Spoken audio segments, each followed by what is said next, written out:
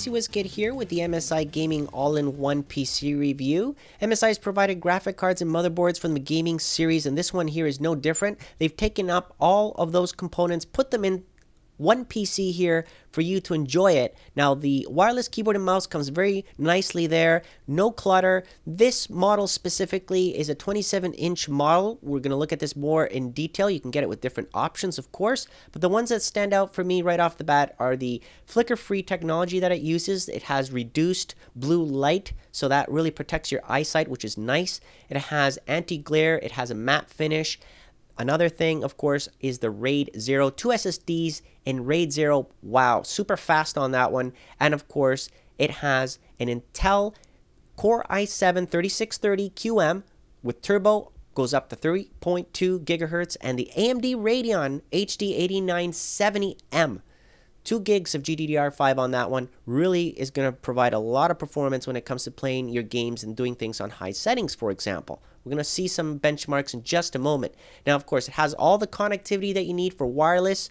It has your gigabit LAN. It has your Bluetooth on this specific model. Has everything full-blown. Also, TV tuner. You can have this and use it as a TV tuner. It comes with a remote control on that one, too. All right, so different things for different people. Nice to have as a spare in a kid's room, family room. Maybe you want it in the kitchen. Doesn't matter. If you've got the space, why not? And here are the again, the looks of that matte screen, which is backlit, LED backlit, of course.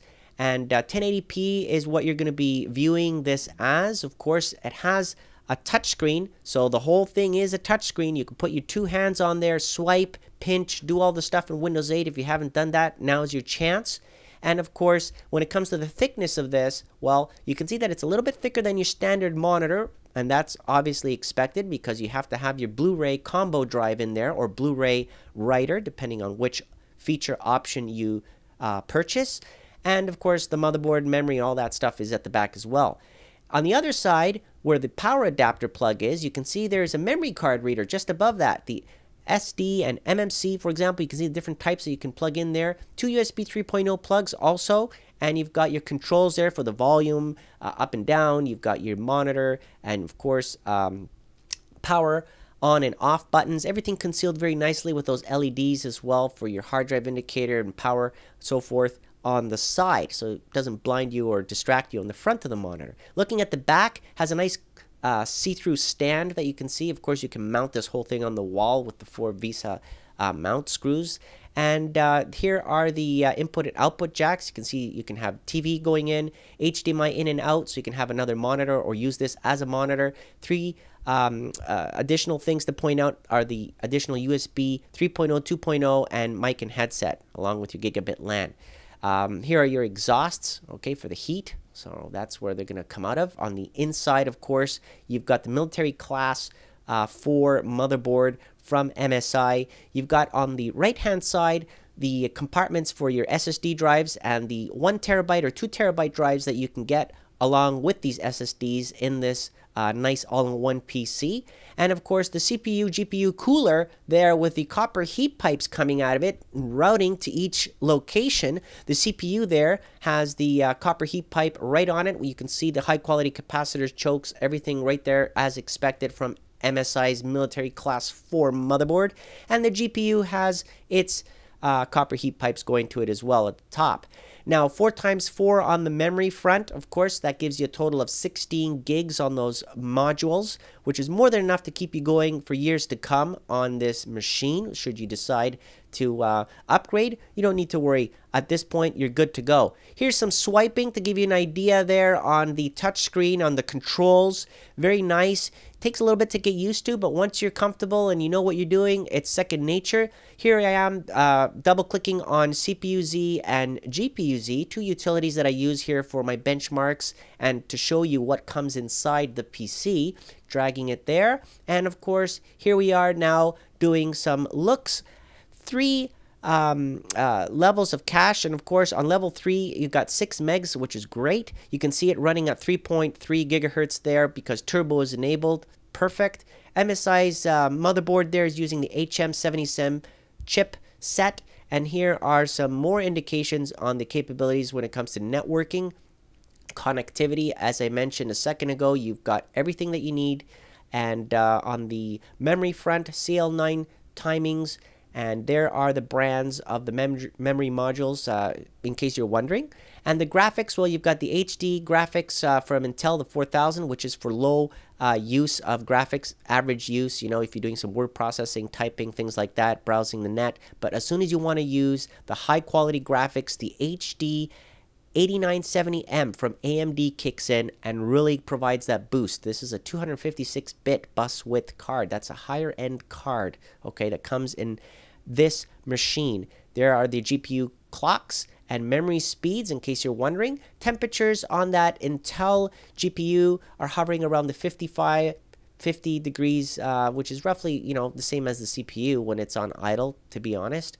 And the AMD Radeon 8970M is basically dormant because it's not being used now. There's no high performing need for it to kick in. But as soon as I run a game or something that requires high quality graphics, such as the Alien vs Predator that I have here in the background, you can see now that it kicks in, it's running, and there are the temperature readings as well. Okay, now let's take a look at other settings. Looking here at the CPU, 55 degrees Celsius on idle, 70 degrees Celsius on full load, 97 watts there on average use, goes all the way down to 60 watts on idle, and on full-blown use, if you run at 100%, everything full-blown, 145 watts consumption there. And benchmarks you can see here as well on AG2712A memory and cache.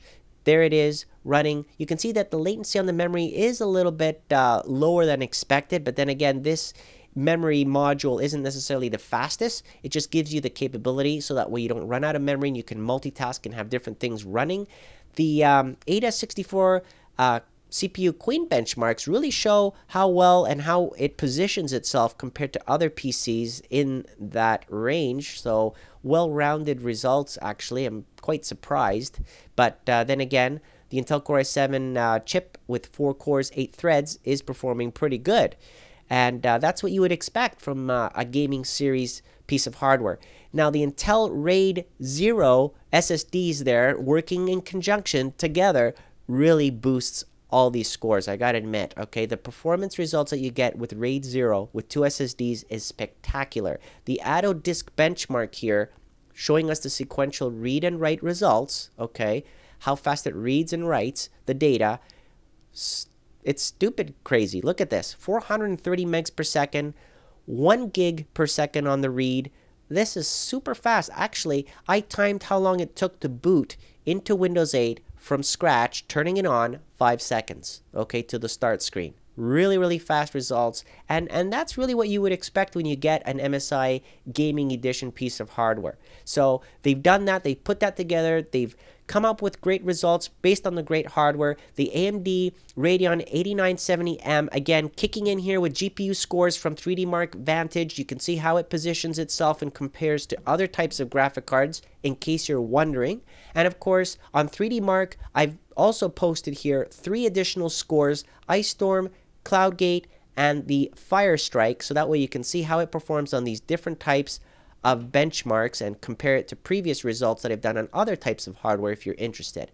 Need for Speed Most Wanted. You want to do some casual gaming? No problem. Here we are running on high settings, average frames per second, about 55 frames per second. Very nice. And that's basically the pattern that I found on many games that I've played here.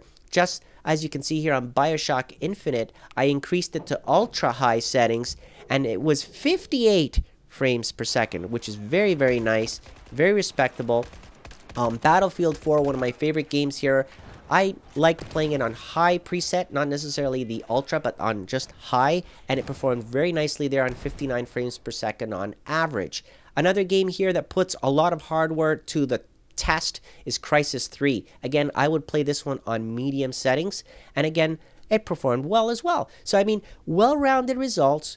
As you can see the pattern, we're looking at about 50 frames per second, which is very smooth to the eyes. You're not going to really notice too much difference between 50, 60 degrees frames per second, so keep that in mind. The thing that I'm trying to show you here is that I'm running most of the stuff on high settings, so it shows you the capabilities of this machine. 1080p, that's 1920 times 1080. The resolution is what I'm running, of course. And PC Mark 7 also, surprising results, well-rounded, 6092, and that's really because of the components that MSI has put in here. Now, what is the price? I'll add the latest pricing, 2 different models below in the description. Comment below, let me know what you think about this and what you would like to see next. I would like to thank MSI and AMD for providing it. Hope you enjoyed this video, and thank you for watching.